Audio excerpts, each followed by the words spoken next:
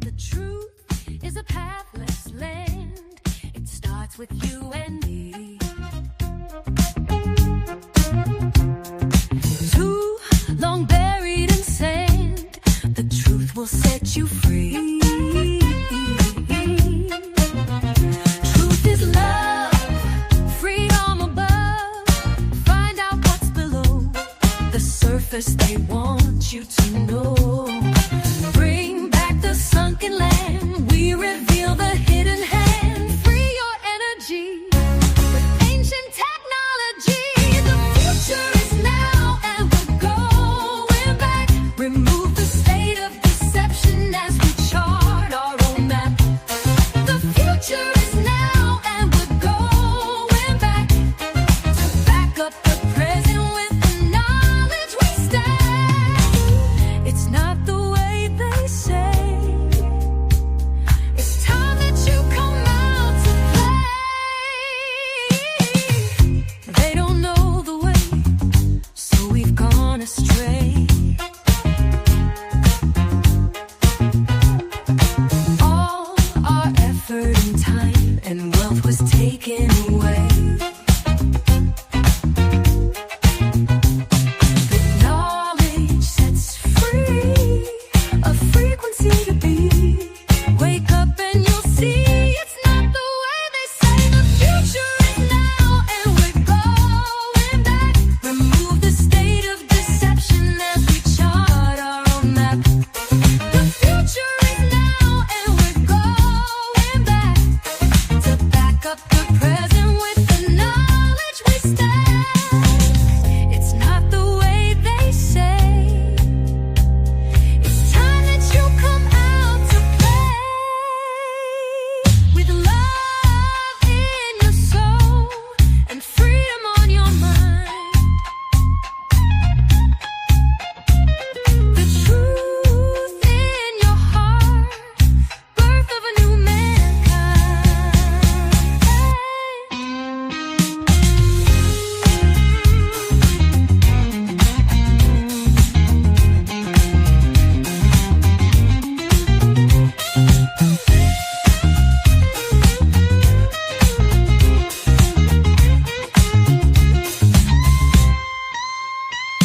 The future is now and we're going back. Remove the state of deception as we chart our own map. The future is now and we're going back to back up the present with the knowledge we stack.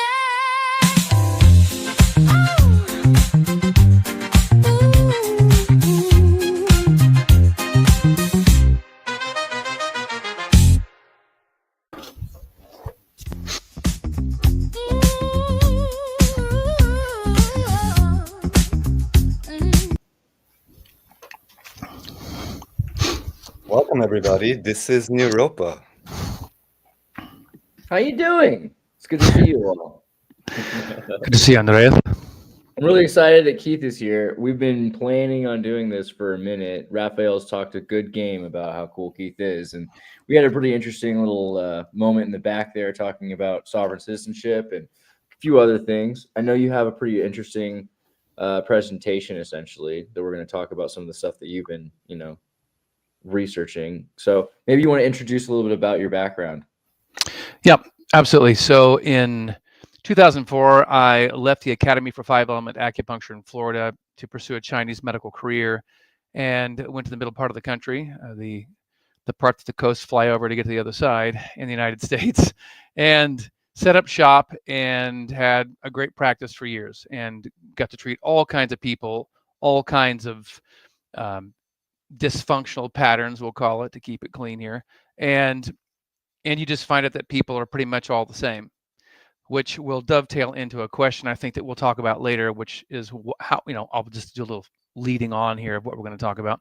When we talk about how can wealthy people still follow the same path of recovery from illness that everybody else is using. Like, why aren't they accessing the top tier stuff? And we'll talk about why I think that is and why they end up in the same absolute state of disrepair that the rest of the population does. And so I got a chance to do that because I lived in Nashville. And so in Nashville, Tennessee, that is Music City. And outside of LA and outside of New York, that is a music hub and entertainment hub in the country. It's the one in the middle. And I got the treat. I'm not into name dropping, plus it wouldn't be right if I told you who I treated. So I had some people of some note, and you realize very, very quickly that humans are humans. And once you get them on a table and you you put needles in them and start getting them chi drunk, I call it, they start acting like they've had sodium pentothal, if that's what you use for that type of truth. They'll start talking about all kinds of stuff. And so I've had years of that understanding of people and why none of us should really place other people on any kind of pedestal over you. Maybe in their area of expertise, you might go, look, this person's got it all over me in their mastery over this area. But overall, as humanity goes, don't do that. It's an equal playing field because we have the same challenges and often the same set of solutions, no matter our monetary advantage, which again, we'll get into later. So I decided a few years ago, after a number of life events, including a divorce, which was financially devastating and also damaging to my entire career. And probably your physical, mental body. I don't know. Andreas, look, man, it was, I mean, I got to say probably the most, except for, I'll put COVID. Can I say that word out loud? The lockdown. Yeah, I sure. mean, because that's right. We all had that going on. The pandemic, that was probably right there up with my divorce, except that my divorce didn't take quite as long to get done. And those are the two most traumatic, impacting things in my life. And I'm sure a lot of people would agree on both of those for themselves if you've been through a divorce, and we all went through the pandemic. So yeah, I would be lying if I would say that all of my understanding of health and how to preserve life and build life force kept me preserved from the impact of a divorce process, especially when you represent yourself in a courtroom. All divorces pretty much are settled outside of a courtroom. And I was of the single-digit percentage that actually went to before a judge spent a day. And so I ran out of money after a couple of attorneys, and I had to represent myself in a courtroom. And so that was stressful. So just to add probably details I didn't plan on adding, but since you said, it's stressful on your body. Yeah, I just know that, I mean, I think about heartbreak and, I grew up in America in the 90s, so I saw a lot of divorce. And I think people sing songs about heartbreak and think it's metaphorical, but they don't I mean, in terms of holistic health, if you're a good lover, then you're integrated. And so it's kind of like losing a part of your body, like going through a cancer, being removed from your body. I mean, or maybe worse in some ways too. So I don't know, just wanted to say, like, I think people underestimate how big of an impact something like a divorce can have on your physical health. Oh, you're on it. When I talk to people about, hey, I need to work on this issue, that issue, it almost, to your point, goes back to some type of heartbreak relationship dysfunction. The first thing I ask is, how are you and your romantic partner? And I love this one too, because I used to hear this, because I used to see mostly women, because men often will neglect their health, and they certainly won't darken the door of something that's not outside the mainstream a lot of times. And so I had a lot of women, and they say, he's a good man. I'm like, uh-oh, here we go. Because followed by he's a good man is, now here comes the dysfunction. Yeah, it's like when a guy's like, it's a great truck. It's just, you can tell. It's a great truck, except the motor blew up, and and that's what happens with the situations with the marriage or the relationship. It blows up, and I love the fact you use the word cancer, because you think, well, integrated with cancer, because cancer is a part of you. Cancer didn't crawl into your body and set up camp. Those are your cells, who I would argue are reacting to a signal broadcasted by that portion of the body that is dysfunctional. And the cells go, oh, this is the environment you're going to put us in? Okay, we'll adapt to the environment you're exposing us to. And then they become cancerous. And this is exactly what happens in a relationship. It starts off, it's all the honeymoon phase, all the newness is there, and then life sets in. And if you don't make a concerted effort and have the wisdom on how to navigate that, it does, to your point, become cancerous. And then it has to be, either the terrain of the relationship is then made healthy and the cells respond and health is restored, or you have to excise it. And that's how it feels inside when it is excised, is you feel like a part of you got taken away. Yeah. So yeah, man. Man, that's wild. No, it's dead on. So I left all that though and decided to go. I had another relationship, have a child with Angel, Sweet. my wife, and Awesome. I went That's all awesome, man. all online. Whether the sessions are on the phone or on a computer, whatever it is, I'm doing it from a distance. When I teach classwork, it's always online. I don't do anything in person anymore. I live up in the mountains in North Carolina, so I'm not the easiest person to access. Is that kind of like, Stephen King's Green Mile? You just don't want the locust in you, or like, what do you feel like the distance helps like that? Damn, boy, you're picking up on some good stuff here. So when you're talking about, no, you're keying in on something, because I often tell people how he operated, because people go, I don't understand, what do you do? How do you work on someone with a viral infection from a distance? How are you possibly having any kind of bearing on someone who's sick? I'm like, well, here's the deal. Have you seen the Green Mile? I couldn't take it back, boss. I couldn't take it back, boss. I couldn't do it. Because he's sucking in the dysfunction and he's transforming that, and then he's blowing it out. In his case, what are they, bees or flies or something? Flies maybe, and some type of bug. And it's not totally off the mark, because it does feel like whenever I connect with somebody, I don't work from here up. This is not my meat suit supporting all of Grand Central Station. I occupy all of this. And so all of this is involved in a session. So Andreas, if I move in and I connect with you like I am right now, and now I get to feel your insides, then I can feel what's going on in your head to the best of my ability, what's happening in your throat, in your chest. That includes what emotions are sitting in there. How much space do I feel? How crowded does it feel? Somewhere in between. Move down the abdominal cavity, and my body is now hooked in and responding to all the things I feel in you. Well, you can't do that and not, quote, take it on. And this is the controversial thing. And some of you may think, well, that's not controversial, but it is to a lot of practitioners. Whoa, how are you protecting yourself? Oh, I'm not. No, I want all of Andreas's cooties. I want to take it all in, boss, because I want to then have access to notice the minutia as much as I'm capable of doing inside of you, so I can start to transform that and get that moving. Because there's two rules of thumb for me for health. Is there enough life force to power this appropriately? And where's the stagnation? Where's the energy not moving? Where are the organ systems not talking to one another? I'm keeping it very physical because I know people can relate to this. So I'm talking about the body, but as you well know, this works far beyond just the identification of physicality or biochemistry. We're talking about the totality of the person. And so for me, I'm always intertwined when I'm treating someone, but I have a daily practice that involves 3 hours or more collectively of energetic exercises that will transform the remnants in me so I don't keep that from a person.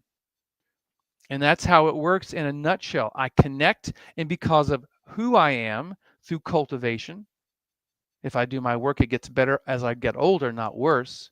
I then take less time and less conscious effort. I just need to connect to you and let you entrain to what I have going on. And then your body goes, oh, we remember. Oh, that dude's got more chi than I have. We'll take some of that. And energy always flows to the lowest source. So then it goes from me to the client. Doesn't that drain you? Well, it can, but what did I just tell you a minute ago? I spend 3 hours or more a day of cultivating life force to have more than enough for myself to then share with somebody else. And that's just in a nutshell of what I do with people when I treat them. I have a treatment here coming up in a little bit after this, and that's what I'll do. It'll be her second session, and she has been identified as having a growth on her pancreas that looks highly suspicious. So when I worked on her, guess what happened? Did she have pain? She did. But guess what she did? She said, I wailed and cried. And I won't give away what it was about because somehow someone might connect that to who it is. I don't know how they do that, but I just keep it really general. She goes, but I bawled and I wailed. She goes, I'm glad my windows were closed because I worked on her pancreas. Right?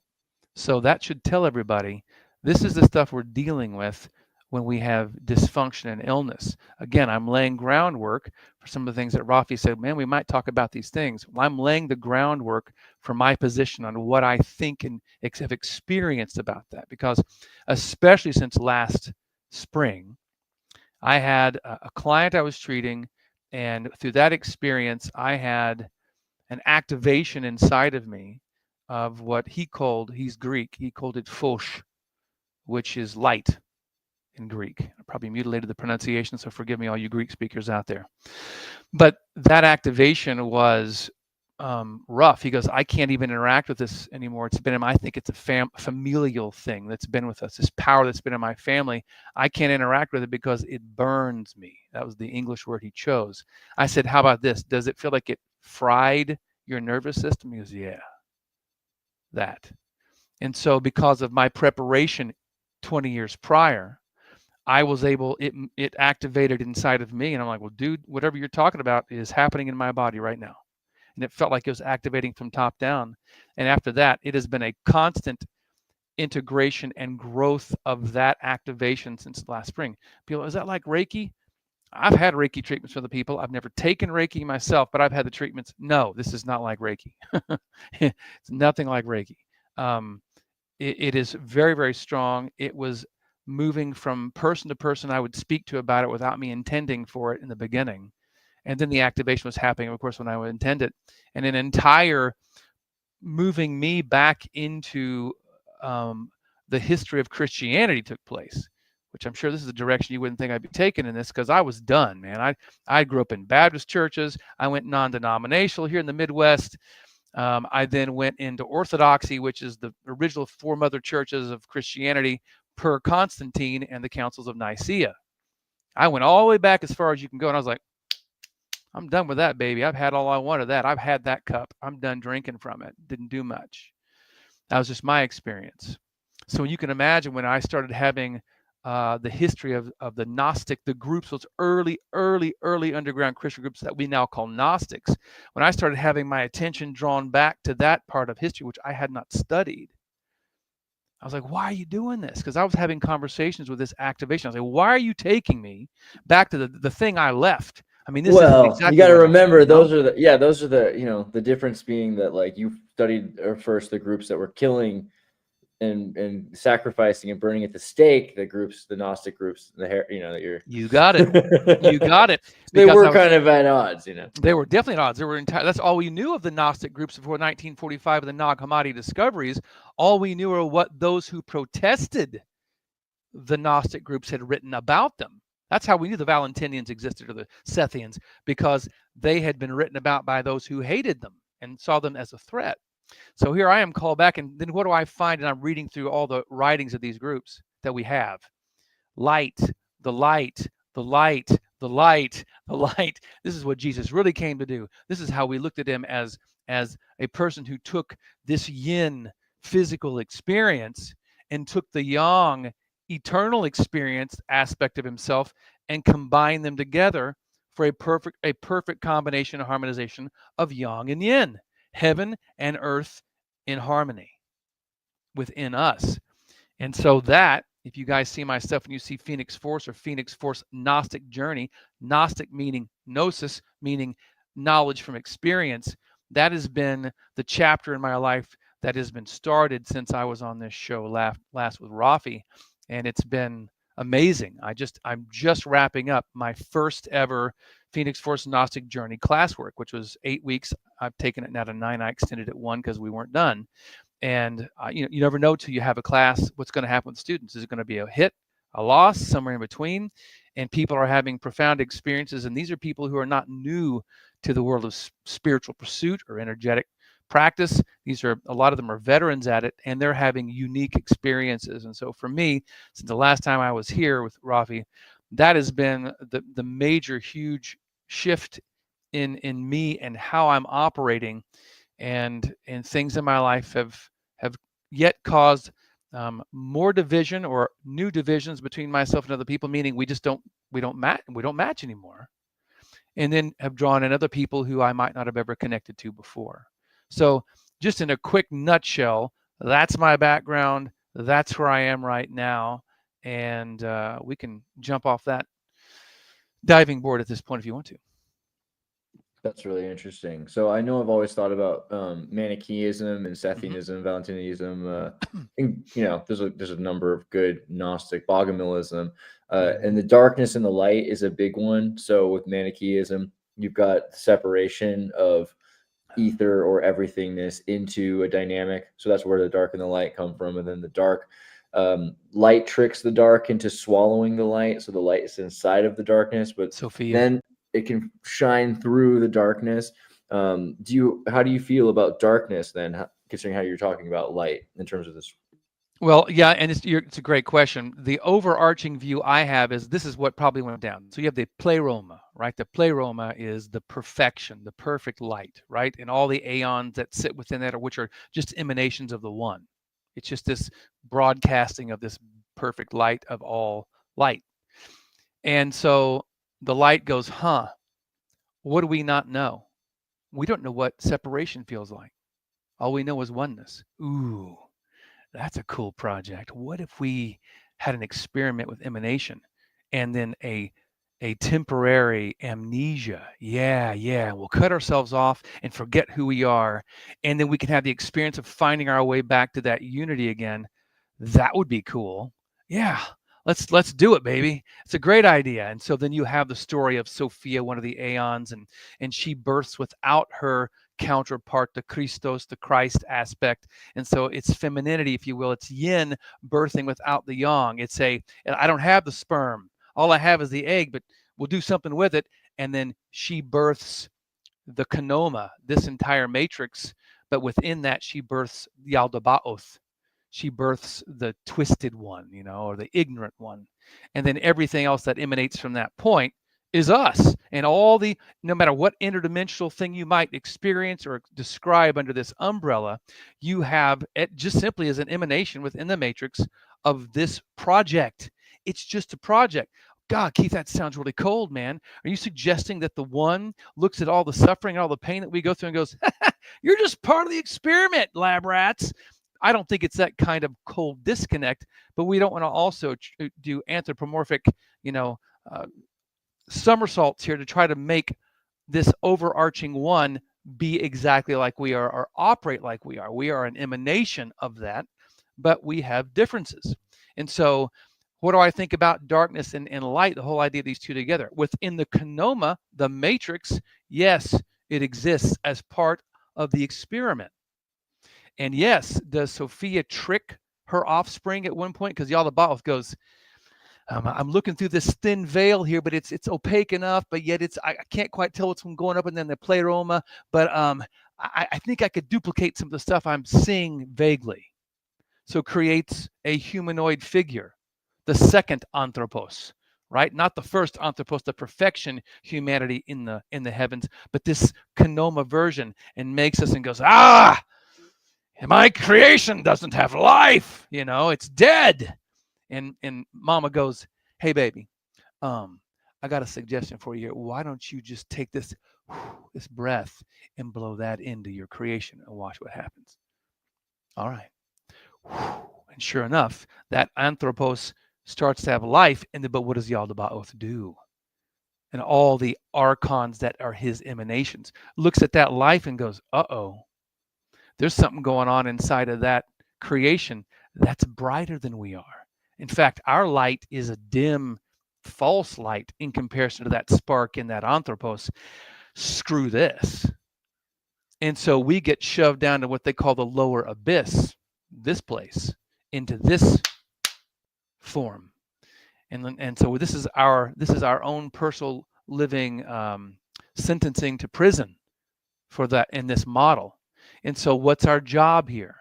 Our job, the big overarching journey, is to recognize that divine spark that you are and start to overcome your amnesia, part of the plan, but overcome the amnesia in order then to use that as a beacon to spiritually find your way back to the pleroma and start to have a life that is truly full. Remember Neo in the first Matrix? If you guys have not, I don't mean just you two, but whoever watches this, if you haven't seen what, and I'm going to say this and y'all can crucify me later, I don't care. The Wachowski brothers, what the brothers created in the Matrix was all this. Neo was asleep. He had amnesia. He had forgotten by design who he was. And the whole entire movie is about him awakening to the truth of his true divinity, his spark. This is not a new story. And then he woke up from Plato's cave. And he realized and experienced and expressed the fullness of who he was. And that's why that story is beautiful. That's why no matter who watches that story, you may hate sci-fi, you may hate fantasy, but there's something that it tweaks inside of you when you watch that movie. You're like, yeah, there's some deep, profound truth here. I can't even quite put my finger on it, but there's something about that that speaks to me, and I could watch that again and again and again because it enlivens something in me I want to wake up. And that's Gnosticism in a nutshell. And that's to me what awakened in me, not just in theory, because people they have ideas. You look online, man, you see people write stuff, and with all this absolute assuredness of this is this, and this is what's happening here, and we're moving into the 5D, and this is what's going to happen here. Just like, they're part of it. They're in it. They're writing the script. I think a lot of times, though, that's what they're doing. They're just regurgitating a script. They watched a few good videos. They read a few good posts. Like, that sounds good. I think I'll espouse that as truth. When all it is just stories that sound good. But that's a good start. But it's only, in my opinion, through gnosis that you can have anything that you can truly stand on and then not be pushed from your position with another idea. You guys having connection stuff? I'm good. Yeah. I was checking on Raph. Raph said he Okay. had a thing. Are you good, Raph? Yeah, no, I think we're good. So of course I'll gladly let you go on the history and the I'm whole good. spiritual side. No, overall history is a long thing to talk about. But thanks, Andreas, for putting me on blast. How I love it. See, here we go back. All right. So one of the things, and maybe this may have what triggered this our reconnection, let's say, and me inviting you on. You sometimes are posting different ideas on Facebook, and I don't even know which one I saw exactly. But one thing that related and was like, I'd like to ask you this question. Why does it seem that even, at least in the public media, people that appear to have all of the wealth and the power compared to a normal, I like to say, peasant these days, as you and I may be, and still they seem to have all these issues. And then always what I love seeing the most is, fundraiser for my super expensive, questionable this and that treatment, usually related to tumors and so on. And I'd love to know, you started this whole thing with saying that we may even have access to the same tools, even more or less regardless of actual wealth that we have. So I'm curious, what is your perspective on that in general, and why, even if we can only speculate, even individuals that seem to have connections and all of that, and they still seem to have no clue whatsoever. That's and right. I'm just flabbergasted by that. Yep. From my experience with some of those people, they have the same indoctrination, the same Harvard-educated physicians, the same research facilities. It's the same channels, and because of the indoctrination as a child, they never leave it. I remember watching the Oprah Winfrey show, a clip. I didn't watch a show, but I watched a clip because it said, "Oh, Oprah gets acupuncture for the first time." I was like, "What? She's been out there doing this for how many decades? She's just now getting acupuncture and it's going to be on her show." I'm like, how does a woman with her wealth and access have acupuncture for the first time this late in the game? But truly, fear, does it have validity? Who that I know and respect has given the stamp of approval for this procedure or this technique or whatever it is? And if they don't have the right people going, no, this is good, they don't go there. And think about this. Those people, the more resources you have, the more people are pulling on you all the time. They're bombarding you with all kinds of information, opportunities, solutions. And after a while, you have to have someone screening that stuff. If you have a big enough presence in the world, you don't handle your email, you don't handle your phone calls, you don't handle a lot of things anymore because you're too big for that. You don't have the time. And that's what wealthy people do. Wealthy people leverage their wealth to give them more personal time in their lives. We will sacrifice time to try to make money to make ends meet. And so because of this type of thinking, we're assuming the information actually gets through all of those handlers to their ears, their eyes. And even if it does, again, they just fall back on what they know. What did my mom and daddy teach me? You know, what did my doctor tell me that I trusted for the last 20 years tell me? I simply think it's those reasons why most of them still are caught with the same type of archaic and sometimes torturous. Not to say archontic, no? Archontic, yes, archontic solutions for their health issues. And when we're talking about the psychological, the emotional, the mental influence on our health, you think these people have it any easier because they have resources? It's a different type of set of stressors. Their relationships are still shit. They still haven't worked on themselves internally, and they start to believe their press, which then they're taking on an absolute fabrication of who they are as their actual being. So they don't even know who they are anymore. No clue. And they're not about to do the internal work because now that face that everyone knows and is drawn to is their new identity. I just think it's funny if you've ever seen Oprah in the 90s, because I used to watch at least Fresh Prince of Bel-Air. And I remember being, she's on that episode one time. And also I was in Croatia in like 2000 or 1999. And I remember them watching Oprah. And, she didn't seem super, she's a self-realizer, but didn't seem super healthy. And you have a lot of people wondering about the reliability of things. Like, well, I don't know about yoga, or I don't know about, maybe I should, but like, you remember, like we all ate Hot Pockets in the 90s, you know what I mean? Like frozen food. It's like, so it's funny. They're like, yeah, we don't know how reliable ancient medicine is, but this brand new pill that just came out that people are eating, Ozempic, with all of these side effects. I don't know if I should say it or not. Thank you, Rafi, for saying it. Doesn't it. even, I was just going to say anything, any generality, because anytime on TV they had a pill and it was just like a picture of like a sad fat man on the beach, like with a slight smile as the waves are coming in on the foam. It's like side effects include, artificial insemination by extraterrestrials, like the craziest side effects that they had. That was good. Yeah, no, it's true. The reliability of it, and yet what they'll swallow. And it's not, Hot Pockets and Pop-Tarts. Yeah, but I'm just saying it's probably way more dangerous for way you than acupuncture. It is, unless you got an idiot who, punctures your lung, which that means they're an idiot if they do that. Yeah, it's not dangerous. And I always told people that come in and see me, they go, look, does this work? I'm like, no.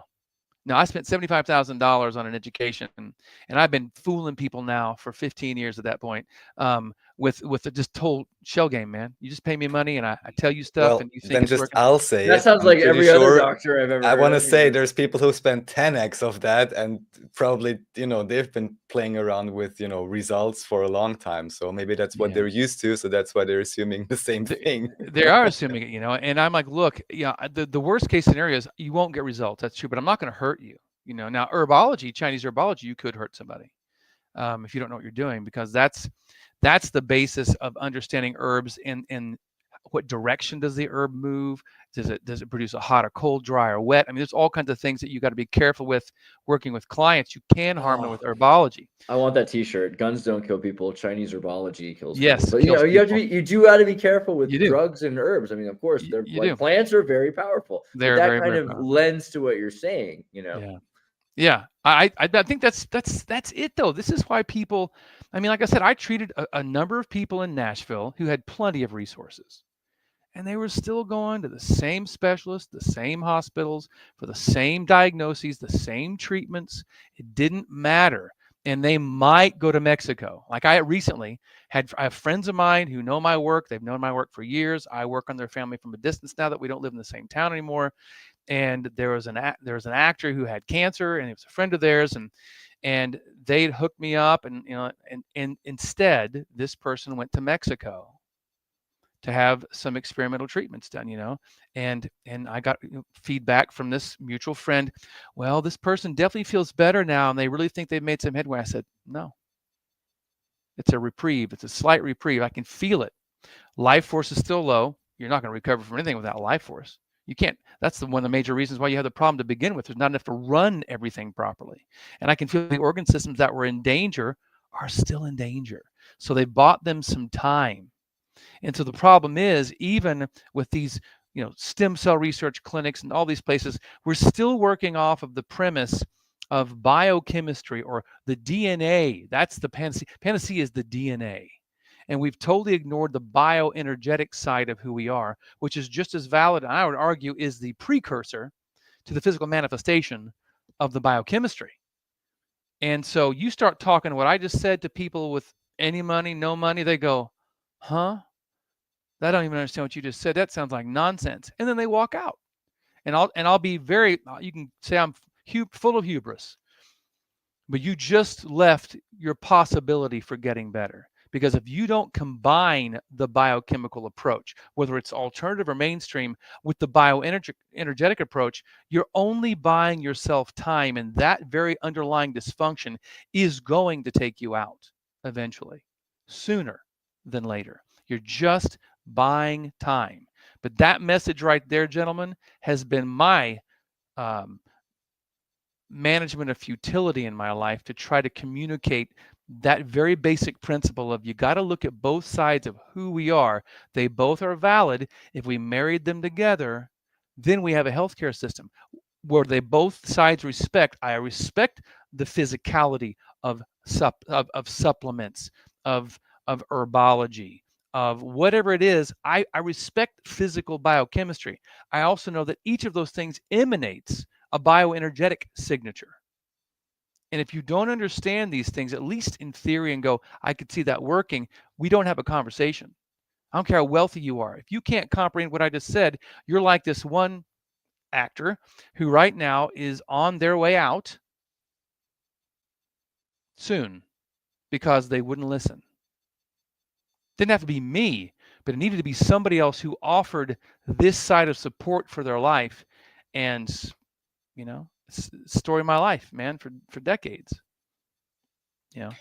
So the one side of this, of course, as you say, is the biochemistry, have the bioenergy. There may even be some overlap between, of course, what energy you put in, both, physically in terms of your practice and all of that. Then, of course, ultimately, the idea of cultivation. I think that's originally like I want to say a Chinese term. I just know there's video games about this as well. Cultivation, cultivating your life force.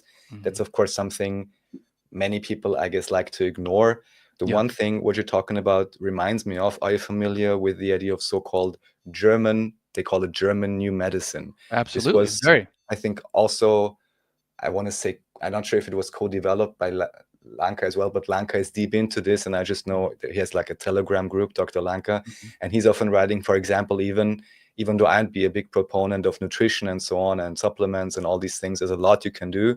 But he, for example, says, yeah, that's all fine and good, but still, you always need to go, just like you started with in your explanations, to the psychological, I say psychological now, or soul condition.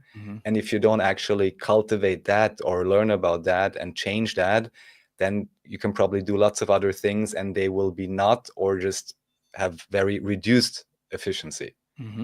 That's exactly right. I agree with certain principles of German New Medicine that I remember. Other pieces I think fell short. Again, if you're coming up with theory, and even as a practitioner, and you are noticing patterns and you're basing your new theories on the patterns you're recognizing, that's the nature of the beast. A step further is to actually be able to feel into your clients and feel what's happening in them. And then it's not just the gray matter, noticing patterns, okay? It's about, I actually am involved with my clients. That takes a lot more effort and a lot more presence, and you can be a lot more tired at the end of the day until you condition yourself.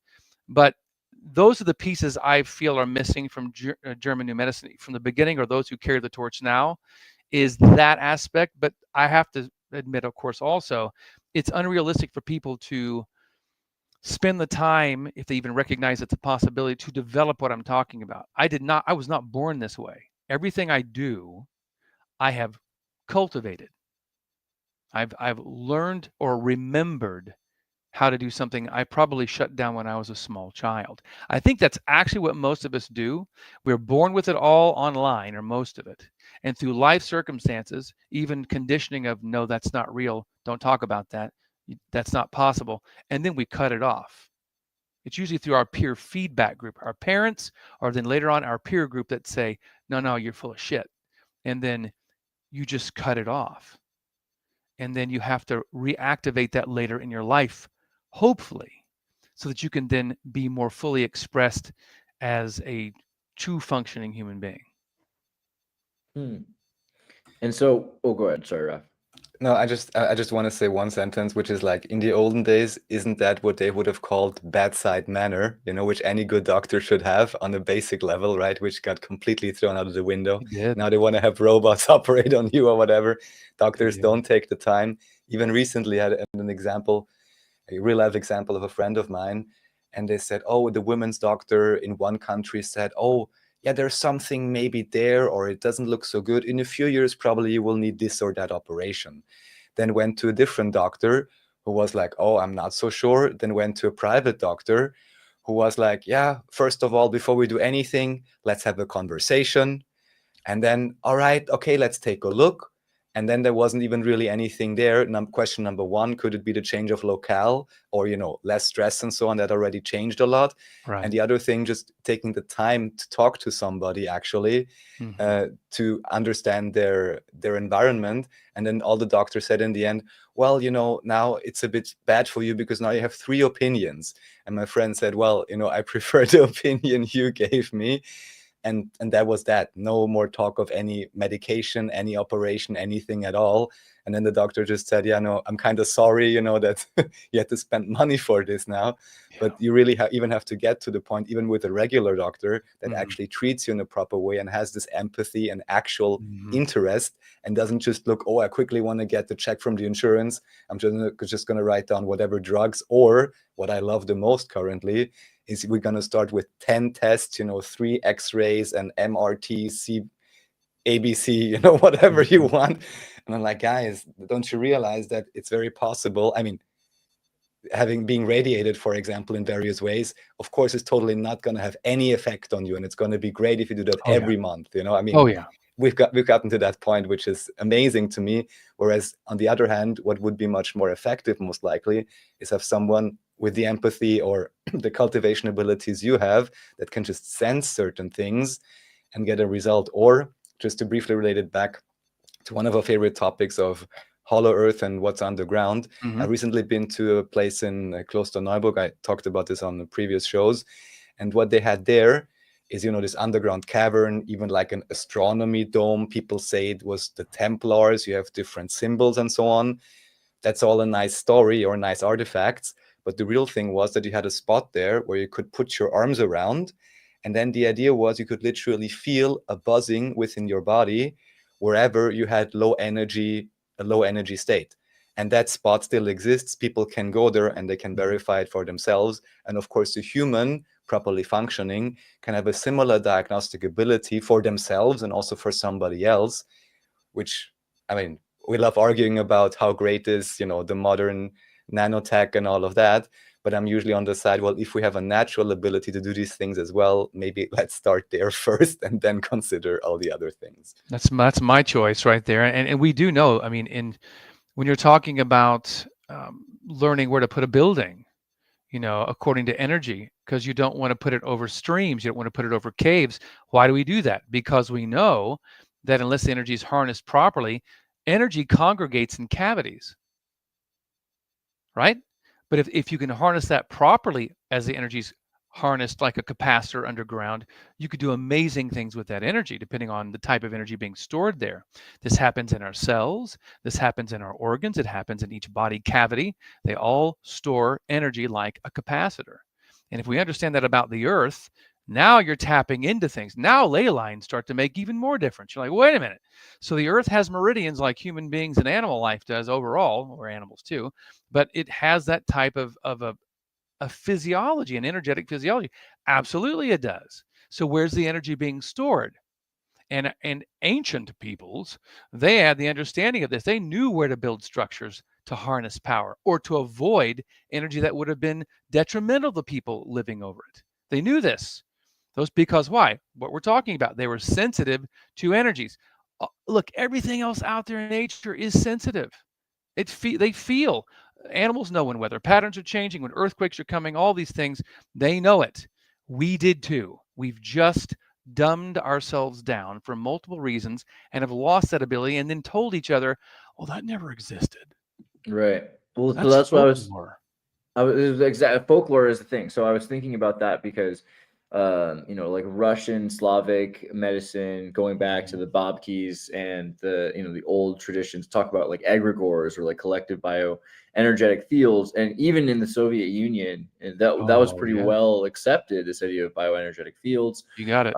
and people look at like that TV show House MD, Mhm. where he does his best, at least at first, because I didn't see the whole show, but like you could see he's kind of like the Russian technique of not talking so much to your patient at first when they're super sick Mhm. because of the worry of the negative energy transfer, which a lot of the time doctors in the Soviet Union and in Russia would avoid having conversations at first and be not even in the same room as their patient and have like their nurses might do some interaction to some extent, but they would study from afar, which, Yeah. I always thought was kind of weird, but it sounds kind of similar to what you're saying, where you have to be very careful about connecting your energy with someone, especially when you're trying to help them heal, get closer to where you're at, than the other way around, have yourself be corrupted by that negative energy. And I'm wondering also about life force, because you're talking about you do this effort, this exercises to make sure that you are producing and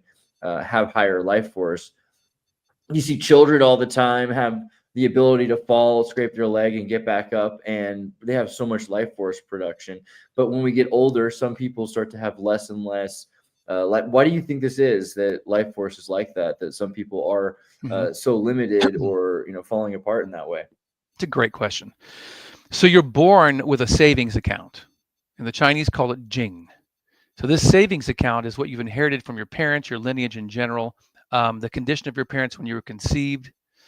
And so what you have then is you come to the world with whatever that is. It could be $500. We'll just use money because we can relate.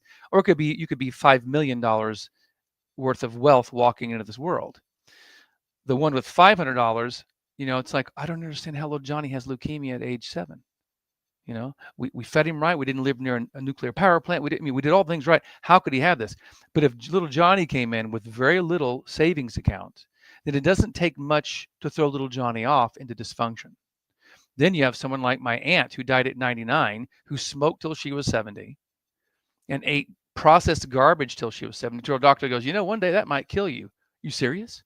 Yeah, smoking could kill you. Oh, I'll quit. She just drops it cold turkey. Changed her diet, eats better, not great, but better.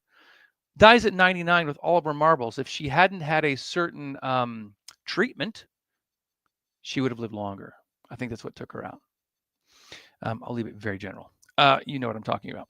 And so, you have this, but as you move through life, this is how some people get away with murder, right? Like my aunt. They live like idiots, and you're like, how are they still? I don't get it. Croissants and coffee for breakfast every day, and then a salad with some turkey on it at lunch, and then by evening, they're drinking until midnight, and they're 80.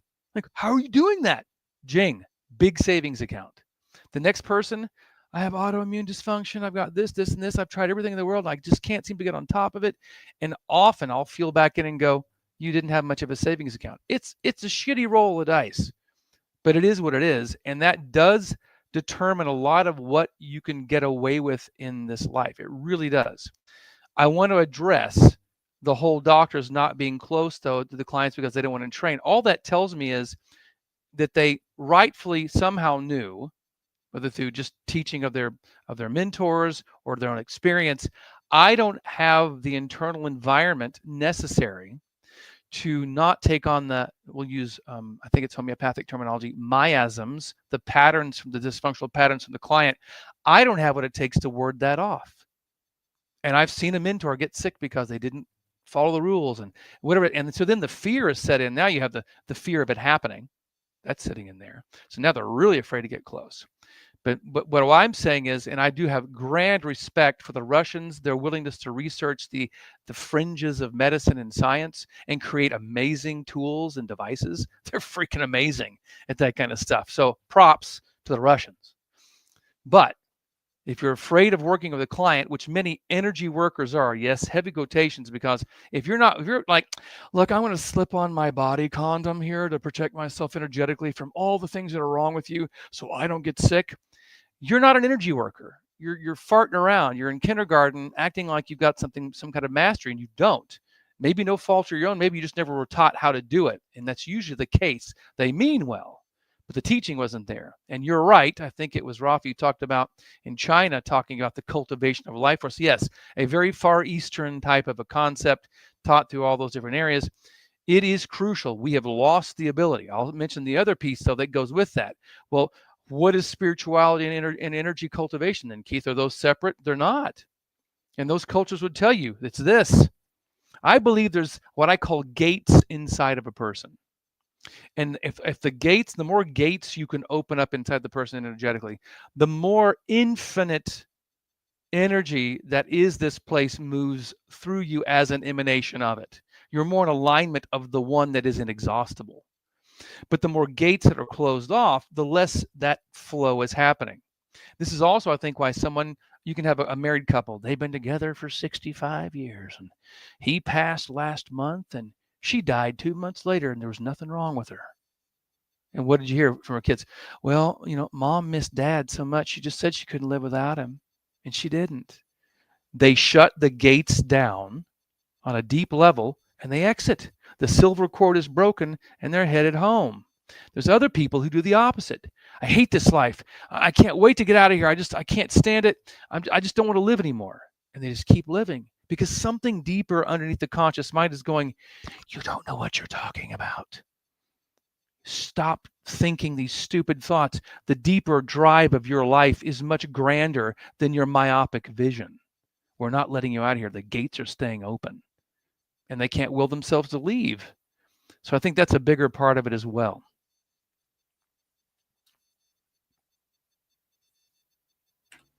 All right, so the two more things I wanted to say, and then maybe we're just gonna do this as an exercise. Everyone in chat, kindly check out the links below, always, but this time especially, because what we're gonna do, we're gonna talk for a few more minutes, and then we're gonna have some addendum where we're only gonna stream on X and Rumble and Twitch. There's all the links below. I'll let you know once again before we do that. But meanwhile, so one thing I picked up recently online, I'm not sure if it's correct, but supposedly about 60% or 2/3 of bankruptcies, personal bankruptcies, individual bankruptcies in the US are due to what? You can both take a guess. Exactly. And I'm like, oh my God, wow. But this was just an aside. And the other thing, please kindly, briefly, if you'd like to recount And I think story. divorce is the other third. Sorry. Did you say divorce? Yes, it is, Andreas. Yeah. Please kindly recount the story you mentioned about the doctor, and the video that you made and whatever happened there, because oftentimes, of course, especially now that the US, I'm about to say there's a reason why there's military bases all over the place. So I count myself. I'm not a citizen technically, but it's all there's but the American spirit is strong with this one. Whatever that means, I'll take it as a positive. Good. But anyway, so especially since the new government is in now, people, which is always dangerous, to glaze the ones who are at the top. I think that's something that should never be done or should be particularly careful. But anyways, aside from the warp speed we've experienced, there has all been this information flow, alternative doctors. One thing we brought up on our interview with Dr. Shiva Ayyadurai is the wellness company, which seems like a super controlled opposition, basically selling you overpriced generica with these big figurehead doctors, but they don't really get to the core of the issue. They still have you afraid. We don't exactly know what they're funding in the back, maybe intelligence related, whatever else. You have the whole 5D, 7D, 9D chess. Anyways, the question is, what was Trump, in this case, during his first administration, potentially informed about, and what may he have acted or not acted upon? We can only speculate as to why, but it's interesting because you have a real life story of one thing that he got informed on and most likely didn't act upon, and of course, we want to know about that. Yeah, and you want me to talk about it when we switch over? Yeah, actually, we can switch over just right about now. Let's Okay. see what Now, I'm this is gonna going do. to my Facebook feed, just to let you guys know. Which All might right. be okay. I don't even know where the rules are for which platforms. I'm just saying, YouTubers, you know where to find us. Go to the X and go to the Yeah. Rumble. It's been great. Bye, YouTube. Do you want me to kill my feed to Facebook? No, you don't have to, unless you No, feel it like should be. it. It should be. I mean, we really don't know what the different standards for the platforms are, and what you're going to Okay. talk about now, I think, will be completely fine. Okay. But anyways, we cannot wait. Andreas have to talk about this for the antitrust. To shatter YouTube and hopefully bring it into a semblance of whatever more reasonable leeway to talk about things. So everyone, as you see on the banner below and the links below, kindly switch to the X and the Rumble and the Twitch and all of that good stuff. And we're going to continue right there. You can go to x.com/Andreas Xirtus, or you can go to rumble.com/Xirtus with all of these really gnarly, kind of suggestive pictures of AI generated Taylor Swift. Good to know. And yeah, we'll see you guys in a minute. All right. So everyone on YouTube, thank you for being here. Let's go a little further now. All right. See you soon.